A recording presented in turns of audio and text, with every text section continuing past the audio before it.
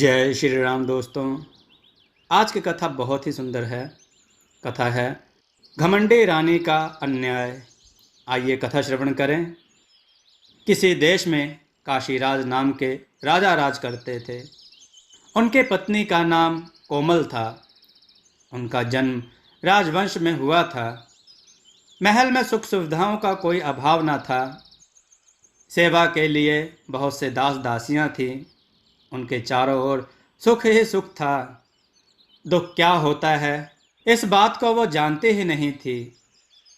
कोमल बहुत अधिक सुंदर थी। राजा उससे अथाह प्रेम करते थे। उनके मुख से बात निकलने भर की देर थी कि उसके पूरे होने में देर नहीं लगती थी। ठंड का महीना था। कड़कड़ाटी ठंड पड़ रही थी। एक दिन रानी ने गंगा नदी में स्नान करने का निश्चय किया। राजा ने आज्ञा दी कि गंगा की ओर जाने वाले सारे मार्ग रोक दिए जाएं और सभी घाट खाली करवा दिए जाएं। आदेश होते ही सभी मार्ग रोक दिए गए। नदी के तट व घाट निर्जन हो गए।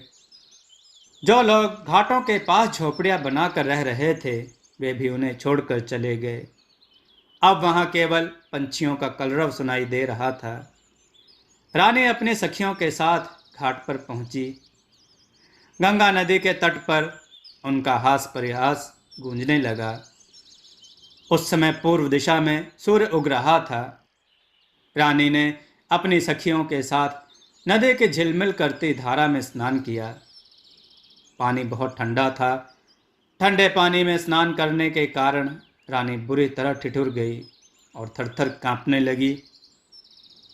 कपकपाते होठों से उन्होंने कहा, मैं ठंड से मरी जा रही हूँ। जल्दी आग जलाओ और मेरे प्राण बचाओ। रानी की आज्ञा पाकर सखियां पास के जंगल से लकड़ियां लेने जाने लगीं। रानी ने कहा, इतने दूर कहाँ जा रही हो? देखो पास ही फूस की झोपड़ियां हैं। इन्हीं में आग लगा दो।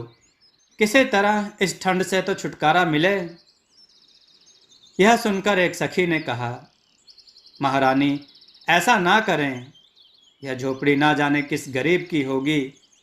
इसमें ना जाने कौन यति सन्यासी रहता होगा। झोपड़ी के जलने से वह निसहाय हो जाएगा। इस ठंड में वह बेचारा कहाँ जाएगा? दासी की बात सुनकर रानी को क्रोध आ गया। वे चिल्लाकर बोली, दूर हो जाओ। फूस की इस पुरानी झोपड़ी की तुम्हें इतनी चिंता है और मेरी कुछ भी नहीं। मेरी आज्ञा का तुरंत पालन करो।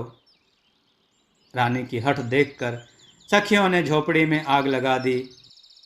झोपड़ियां धू धू करके जल उठी। आग की लपटें आसमान छूने लगीं। नदी के किनारे खड़े पेड़ों पर बैठे हुए पक्षी कोलाहल करते हुए आसमान में उड़ गए। आग की चिंगारियां एक झोपड़ी से दूसरी झोपड़ी पर गिरने लगीं। आग चारों ओर फैल गई। थोड़ी ही देर में घाट की सभी झोपड़ियां जलकर राख हो गईं। ठंड से कांपती रानी को आग की लपटों की गर्मी बहुत अच्छी लगी। आग ताप कर रानी अपनी सखियों के साथ हास परिहास करती हुई राजमहल में लौट आई। अगले दिन काशीराज अपनी राजसभा में न्याय सिंहासन पर बैठे ही थे कि जिनकी झोपड़ियां रानी ने जलवा दी थीं वे राज दरबार में आ पहुँचे। रोते हुए रुधे गले से उन्होंने राजा से अपनी दुख भरी कहानी सुनाई। अपनी प्रजा की बातें सुनकर राजा का सिर लज्जा से झुक गया। उनका चेहरा क्रोध से तमतमा उठा। वे सभा से उठकर एकदम राजमहल में चले गए। रोषपूर्ण स्वर में राजा ने कहा, रानी तुमने निर्दोष दीन दुखियों के घर जला दिए। यह तुम्हारा कैसा राजधर्म है? यह सुनते ही रानी रूठ कर बोली, उन फूस की पुरानी टूटी फूटी झोपड़ियों को आप घर कहते हैं? उनके ना रहने से किसी को क्या हानि हो सकती है? और अगर होगी भी तो कितनी? अपनी रानी के एक क्षण के प्रमोद के लिए तो लोग ना जाने कितना धन खर्च कर डालते हैं, और आप घास फूस की झोपड़ियों के लिए इतना क्रोध कर रहे हैं। राजा ने दासियों को रानी के सभी राजवस्त्र आभूषण उतारने व भिखारिन के कपड़े पहनाने का आदेश दिया। राजा की आज्ञा से दासियों ने महारानी के राजसी वस्त्र और आभूषण उतार लिए और भिखारिन के कपड़े पहना दिए। रानी को राजमहल से बाहर ले जाकर राजा ने कहा, जाओ दीन होकर घर घर भीख मांगो।